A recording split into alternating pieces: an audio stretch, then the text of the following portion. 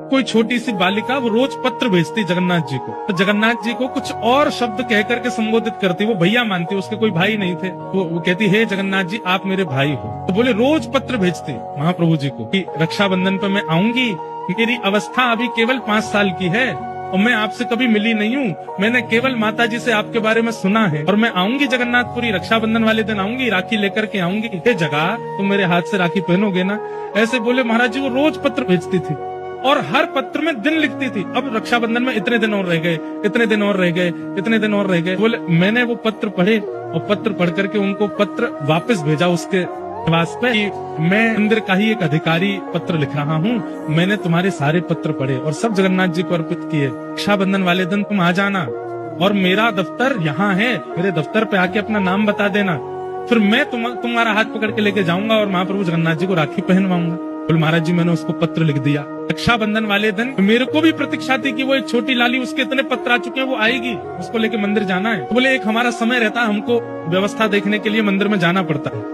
तो वो समय आ गया था, तो मैं अपने अधिकारियों को बोल गया कि एक इस नाम की कन्या आवेगी और वो मेरा पत्र लेकर के आएगी, मैं उसको लेके जाऊंगा फिर मंदिर। बोले हम व्यवस्था देखने के लिए गए, व्यवस्था देख करके आए तो मैंने पूछा अधिकारियों से कि कोई लाली आई थी क्या छोटी? बोले हाँ, एक 4 साल की 5 साल की बालिका आई थी और आके थोड़ी देर बैठी रही, पता नहीं कहाँ चली गई। बोले मैं फिर ढूंढने निकला, पता नहीं कहाँ चली गई बेचारी, इतने साल से पत्र लिख रही है, इतने दिन से पत्र लिख, उससे राखी तो बंधवा दे।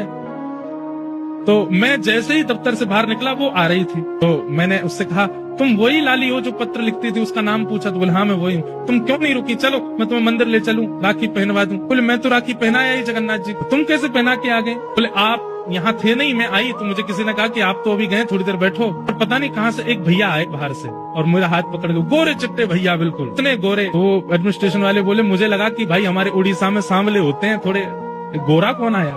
बोले गोरे चिट्टे आए और हाथ पकड़ के ले गए और बोले लो यहाँ पे राखी बांध दो और जगन्नाथ जी को राखी पहना दो। और बोले अंदर पहनवा करके आए। महाराज जी आश्चर्य की बात ये थी कि मेरे मंदिर से निकलते और मेरे लौटने तक इतनी देर कपाट बंद थे, महाप्रभु जी के, जगन्नाथ जी के दर्शन हो ही नहीं रहे थे। फिर वो राखी कैसे पहना के आई भीतर? मैंने उससे पूछा तुमने राखी पहनाई, जगन्नाथ जी को देखा? बोले हाँ। मैंने मुझे दिखाओ कहाँ बांध के आई हो? तो बोले भीतर लेके गई और द्वार के पास ही एक स्थान पर जहाँ पे बंद बनाया जाता, भीतर लोग ना जाएं, वहाँ राखी पहना करके आई। कपाट बंद थे, वो भीतर कैसे गई? बोले गोरे गोरे भैया लेके गए।